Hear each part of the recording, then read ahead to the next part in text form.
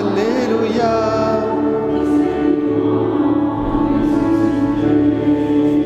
Thomas, parce que tu m'as vu, tu crois, dit le Seigneur. Heureux ceux qui croient sans avoir vu. Alléluia. Ressuscité. Alléluia. Alléluia. Christ est vivant, ressuscité. Le Seigneur soit avec vous. Lecture de l'Évangile de Jésus-Christ selon saint Jean. C'était après la mort de Jésus. Le soir venu, en ce premier jour de la semaine, alors que les portes du lieu où se trouvaient les disciples étaient verrouillées par crainte des Juifs, Jésus vint, et il était là, au milieu d'eux. Il leur dit « La paix soit avec vous ». Après cette parole, il leur montra ses mains et son côté. Les disciples furent remplis de joie en voyant le Seigneur. Jésus leur dit de nouveau « La paix soit avec vous ». De même que le Père m'a envoyé, moi aussi je vous envoie. Ayant ainsi parlé, il souffla sur eux et leur dit « Recevez l'Esprit Saint ». À qui vous remettrez ces péchés, ils seront remis. À qui vous maintiendrez ces péchés, ils seront maintenus. Or, l'un des 12, Thomas, appelé Didyme, c'est-à-dire jumeau, n'était pas avec eux quand Jésus était venu. Les autres disciples lui disaient « Nous avons vu le Seigneur ». Mais il leur déclara « Si je ne vois pas dans ses mains la marque des clous, si je ne mets pas mon doigt dans la marque des clous, si je ne mets pas la main dans son côté, non, je ne croirai pas. » 8 jours plus tard, les disciples se trouvaient de nouveau dans la maison et Thomas était avec eux. Jésus vient, alors que les portes étaient verrouillées, et il était là, au milieu d'eux. Il dit « La paix soit avec vous ». Puis il dit à Thomas, avance ton doigt ici et vois mes mains. Avance ta main et mets-la dans mon côté. Cesse d'être incrédule, sois croyant. Alors Thomas lui dit, mon Seigneur et mon Dieu. Jésus lui dit, parce que tu m'as vu, tu crois? Heureux ceux qui croient sans avoir vu. Il y a encore beaucoup d'autres signes que Jésus a fait en présence des disciples et qui ne sont pas écrits dans ce livre, mais ceux-là ont été écrits pour que vous croyiez que Jésus est le Christ, le Fils de Dieu, et pour qu'en croyant, vous ayez la vie en son nom. Acclamons la parole de Dieu. Alléluia.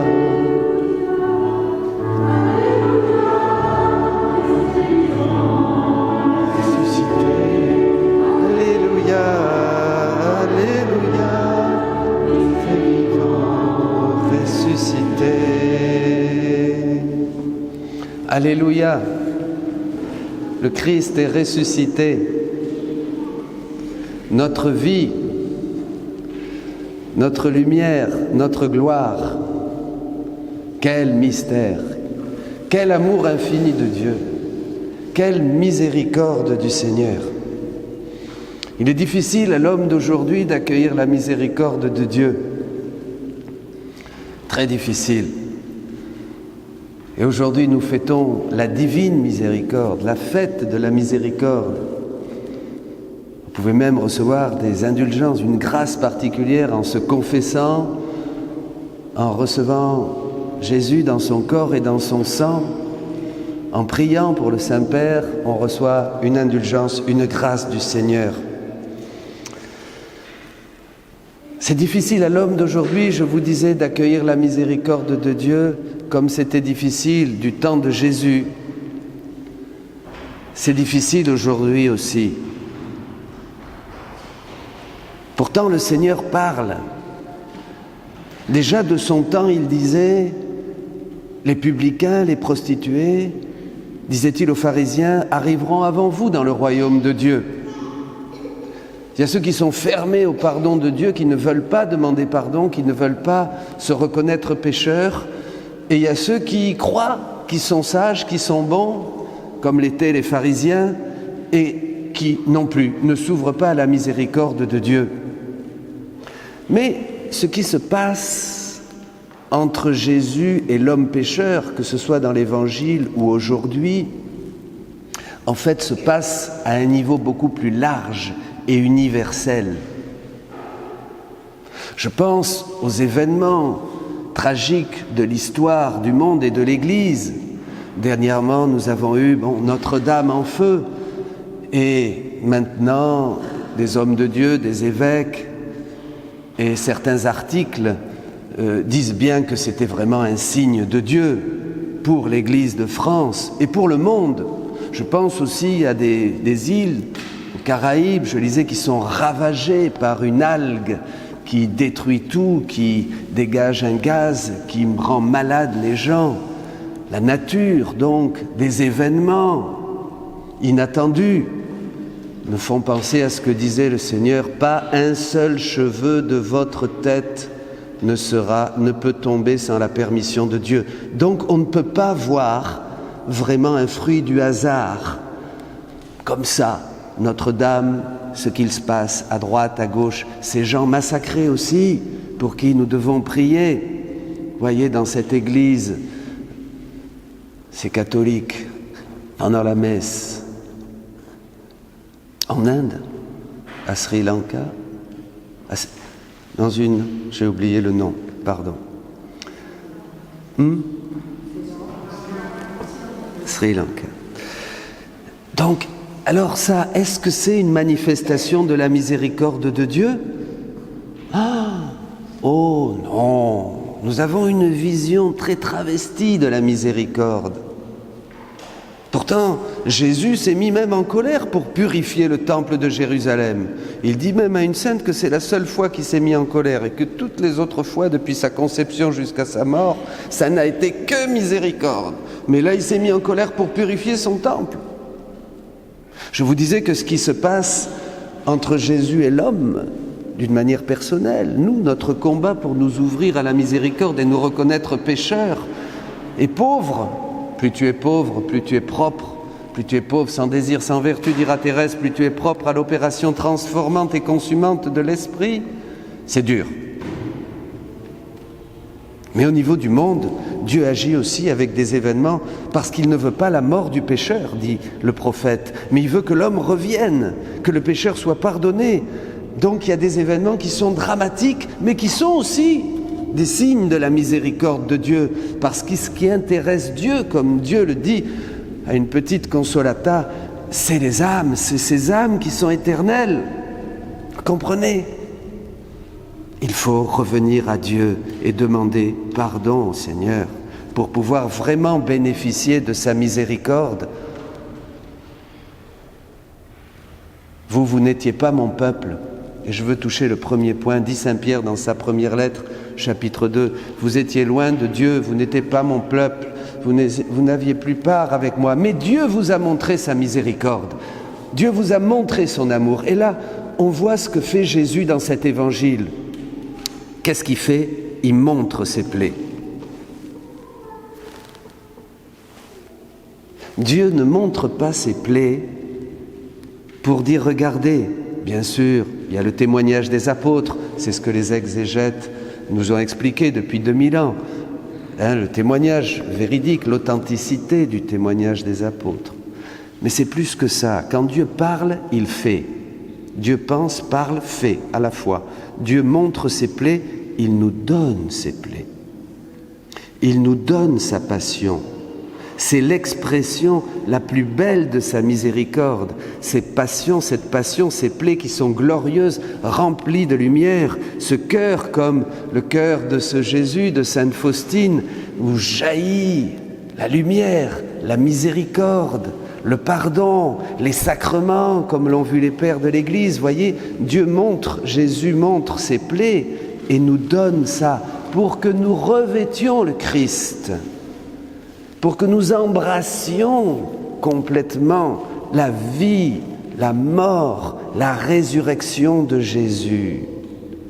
Dieu veut être nôtre. Il ne veut plus être séparé.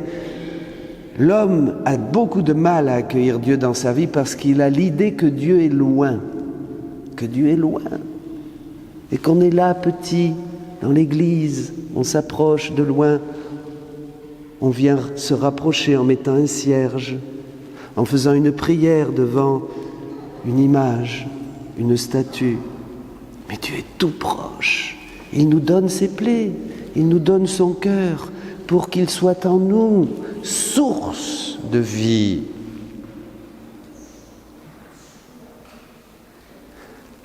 Deuxième point, quand on accueille Jésus de cette manière, en faisant nôtre, en nous appropriant sa passion pour que, en nous, Dieu la puisse vivre de nouveau. C'est-à-dire nous accueillons son amour, comme dit saint Pierre, nous accueillons sa miséricorde, sa tendresse, son pardon. Nous devenons une partie de lui-même. À ce moment-là, il y a ce souffle qu'il donne aux apôtres.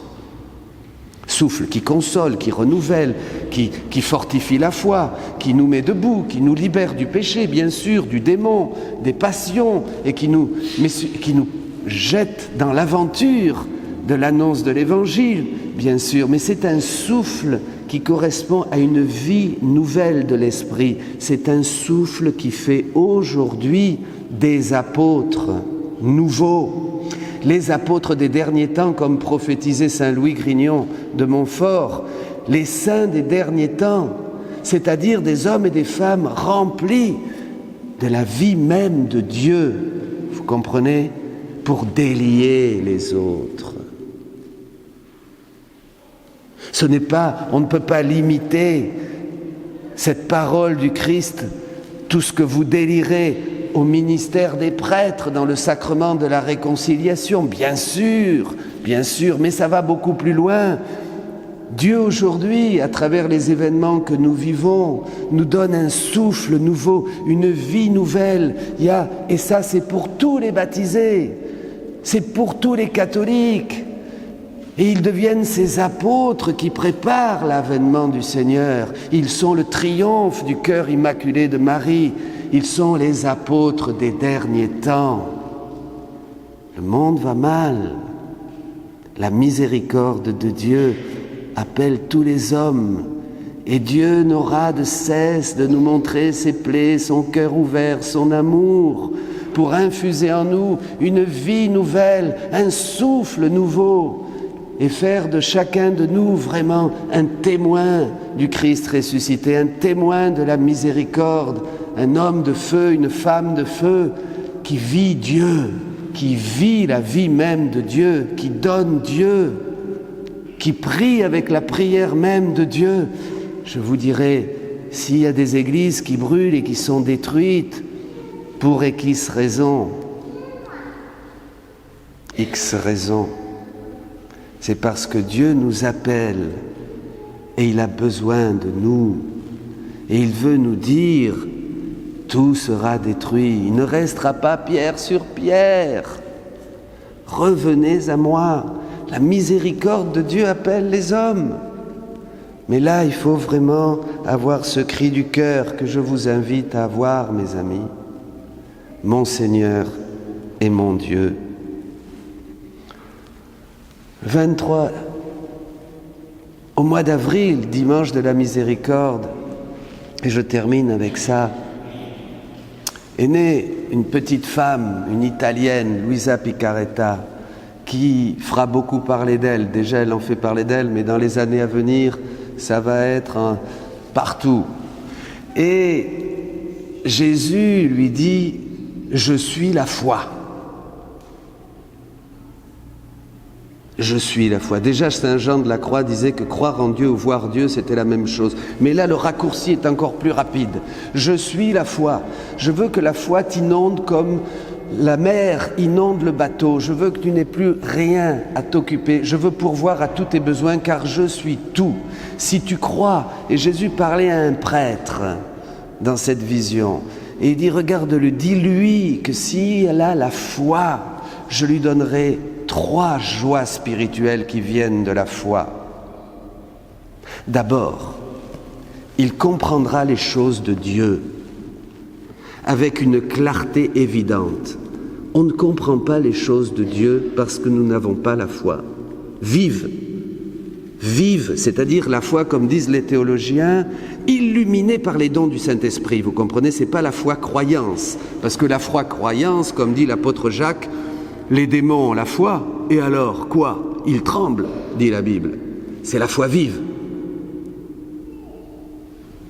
C'est la foi qui est incendiée, qui est enflammée par l'amour de Dieu. Mon Seigneur est mon Dieu.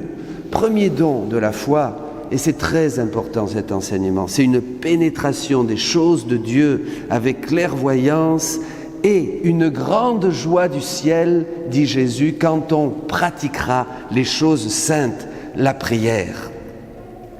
Deuxième don, c'est une indifférence à l'égard des choses du monde. C'est un détachement total des choses du monde pour vraiment commencer à vivre ici-bas la présence de Dieu, la présence du ciel et la donner aux autres. Dieu veut que nous soyons des médiateurs de sa miséricorde. Voyez, c'est très important tout ça. On a oublié ces choses parce qu'on croit, nous avons limité la piété, voyez, à des pratiques et à une certaine pastorale, mais ça va beaucoup plus loin. Pourquoi? Parce que Dieu est Dieu. Dieu est infini. Vous comprenez? Dieu est infini. La miséricorde de Dieu est infinie. On ne peut pas la comprendre, on ne peut que la vivre. C'est une vie, c'est un souffle qui devient nôtre et qui nous rend semblables à Dieu. Par grâce, nous devenons ce qu'il est par nature. Dieu ne veut pas moins que nous soyons exactement comme lui, par grâce.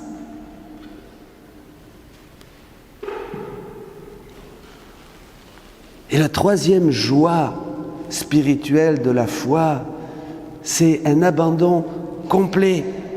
Et surtout, c'est qu'il n'y a plus d'attrait, je pense à cette parole de saint Paul, chercher les choses du ciel et non les choses de la terre, au chapitre 3 de la lettre aux Colossiens. Vous voyez, chercher les choses du ciel, c'est une recherche continue des choses du ciel.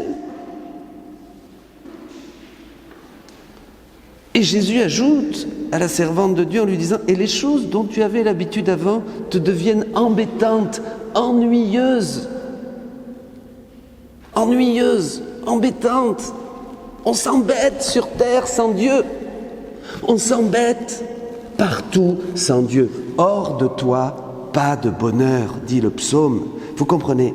Eh bien ça, c'est l'expérience que Dieu veut nous donner à nous, à vous, si vous voulez être ces apôtres des derniers temps, ces flèches aiguës, dit le saint Louis Grignon de Montfort, entre les mains de l'Immaculée, des flèches aiguës entre les mains de l'Immaculée, ayant la croix et le rosaire dans chacune des mains.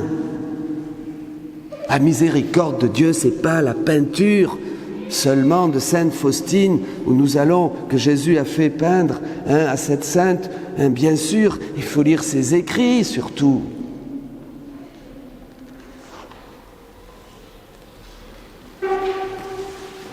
Le monde va mal. Le Dieu nous appelle à cris, à grands cris. Il hurle, il est désespéré de voir des catholiques tièdes, qui manquent de ferveur, qui ne mettent pas Dieu à la première place. Allons-nous écouter son cri? Il veut nous donner beaucoup plus, dit l'apôtre saint Paul, que ce que nous pouvons penser et imaginer. Homme, qui es-tu? France, qu'as-tu fait de ton baptême? Nous allons laisser nos églises être détruites, vides. Nous allons laisser Jésus seul dans les tabernacles. Nous allons laisser nos enfants se perdre.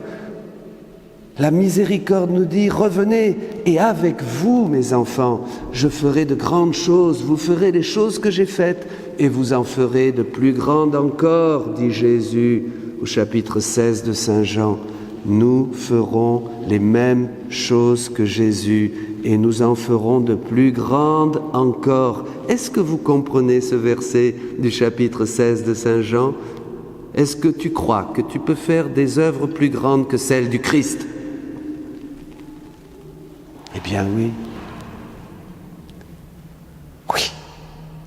C'est ça la miséricorde de Dieu. C'est nous faire dépasser toute frontière, le temps, l'espace. C'est nous faire régner avec lui. C'est nous faire nous multiplier comme lui dans tous les cœurs, dans toute la création. C'est faire nôtres les œuvres de la rédemption pour les diffuser sur l'humanité. C'est devenir, en fait, d'autres Christ, d'autres Jésus. C'est diffuser le divin, l'amour, la tendresse de Dieu partout. Il n'y a que Dieu qui peut faire ça dans un homme, dans une femme, et ça ne dépend même pas de nos mérites, de nos saintetés, de nos pratiques. Plus tu es pauvre, plus tu es petit, sans vertu, sans désir, dit Jésus à Sainte Thérèse de l'Enfant Jésus. Plus tu es propre à l'opération consumante et transformante de l'Esprit Saint. Courage, petit troupeau, vos noms sont déjà inscrits dans les cieux. Amen. Alléluia.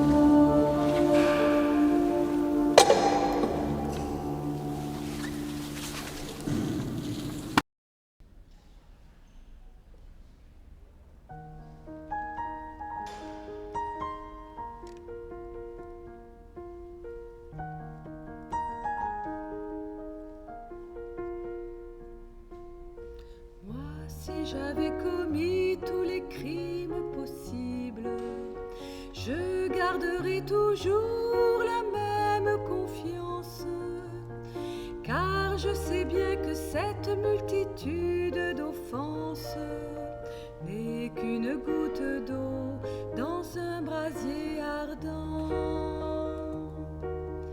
Oui, j'ai besoin d'un cœur tout brûlant de tendresse, qui reste mon appui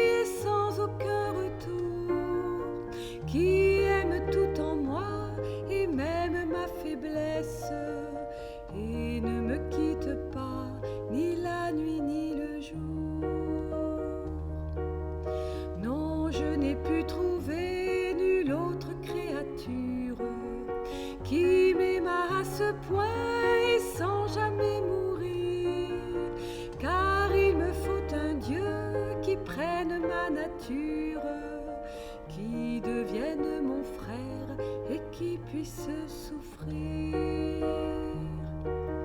Je ne sais que trop bien que toutes nos justices n'ont devant ton regard pas la moindre valeur, et pour donner du prix à tous mes sacrés divins cœurs. Non, tu n'as pas trouvé créature sans tache, au milieu des éclairs tu nous donnas ta loi, et dans ton cœur sacré, ô Jésus, je me cache. Non, je ne tremble pas, car ma vertu c'est toi.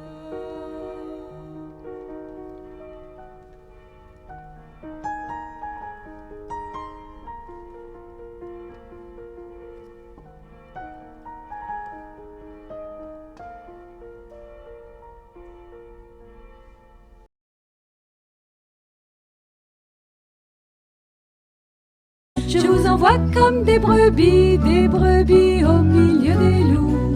Je vous envoie comme des brebis, je serai toujours avec vous. Je vous envoie comme des brebis au milieu des loups. Je vous envoie comme des brebis, je serai toujours avec vous.